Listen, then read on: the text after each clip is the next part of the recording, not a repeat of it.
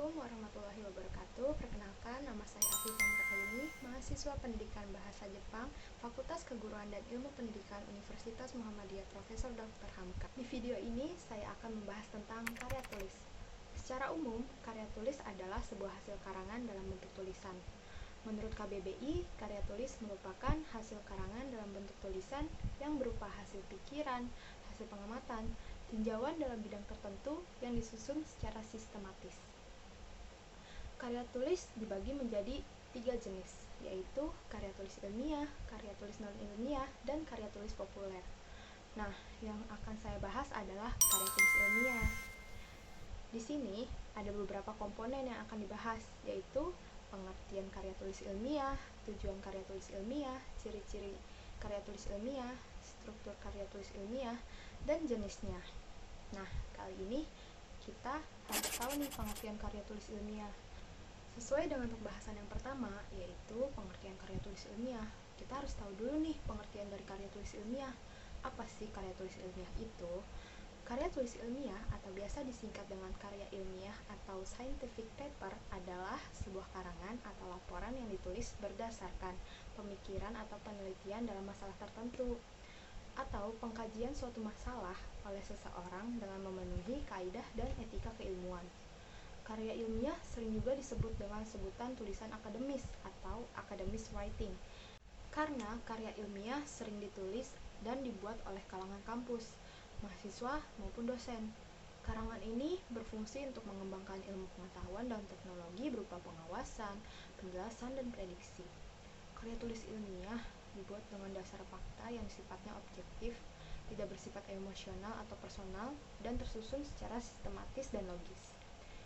Bahasa yang dipakai dalam suatu karya ilmiah adalah bahasa Indonesia yang baku yang sesuai dengan kaidah karya tulis. Nah, di pembahasan selanjutnya ada tujuan karya ilmiah. Ada 5 tujuan. Yang pertama, melatih seseorang untuk mengungkapkan pemikirannya sesuai dengan hasil pengamatan, penelitian yang disusun secara sistematis dalam bentuk tulisan. Yang kedua, karya ilmiah juga bertujuan sebagai sumber informasi yang bermanfaat kepada para pembacanya. Yang ketiga, karya tulis adalah bukti nyata bahwa pelajar memiliki pengetahuan dan potensi ilmiah untuk menghadapi dan menyelesaikan suatu masalah. Yang keempat, melatih keterampilan seseorang untuk melakukan sebuah penelitian ilmiah. Dan yang terakhir, yang kelima, menciptakan seorang pelajar yang memiliki kemampuan dalam membuat karya tulis dalam bidang pengetahuan. Selanjutnya, masuk ke pembahasan ketiga, yaitu ciri-ciri karya ilmiah. Ada 7. Yang pertama netral, kedua objektif, ketiga sistematis, keempat logis, kelima menyajikan sebuah fakta, keenam tidak berbelit-belit atau mengulang-ulang kata, dan yang terakhir, yang ketujuh, memakai bahasa formal. Masuk ke pembahasan yang keempat, yaitu tentang struktur karya ilmiah. Suatu karya ilmiah biasanya memiliki 3 bagian di dalamnya. Yang pertama, ada pendahuluan. Bagian pendahuluan ini biasanya berisikan tentang dasar-dasar penelitian ilmiah yang dilakukan, masalah yang diangkat, dan mekanisme penyelesaian masalah itu. Yang kedua, ada isi dan pembahasan. Bagian isi dan pembahasan ini biasanya terdiri dari 1 bab atau lebih.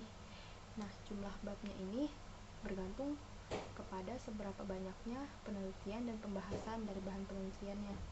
Lalu yang terakhir, yang ketiga, ada kesimpulan. Bagian kesimpulan ini berisikan tentang kesimpulan dari hasil analisis pada bagian isi dan pembahasan. Kesimpulan ini berupa penjelasan singkat dan padat mengenai hasil analisis. Biasanya bagian ini hanya terdiri dari 1 bab.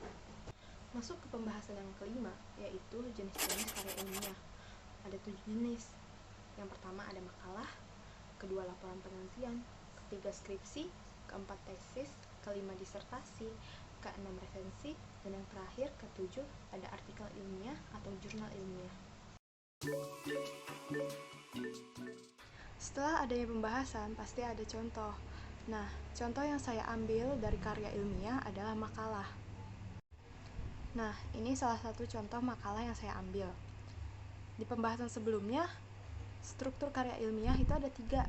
Nah, di sini sudah memenuhi. Ada pendahuluan, isi dan pembahasan, dan kesimpulan. Nah, kita masuk ke bagian bab 1 atau pendahuluan. Di pembahasan sebelumnya, bagian pendahuluan itu berisikan dasar-dasar penelitian ilmiah, masalah yang diangkat, dan mekanisme penyelesaian masalahnya. Di sini sudah tertera, sudah terlihat kan teman-teman? Lalu selanjutnya masuk ke bagian yang kedua atau bab 2, yaitu tentang isi dan pembahasan. Di pembahasan sebelumnya tentang struktur karya ilmiah, isi dan pembahasan itu terdiri dari satu bab atau lebih, karena jumlah babnya itu tergantung kepada pembedahan dan pembahasan dari bahan penelitian. Di bab ketiga atau yang terakhir tentang kesimpulan, sini kesimpulan yang disampaikan itu berupa bagian penjelasan singkat dan padat mengenai hasil yang telah dianalisis oleh peneliti.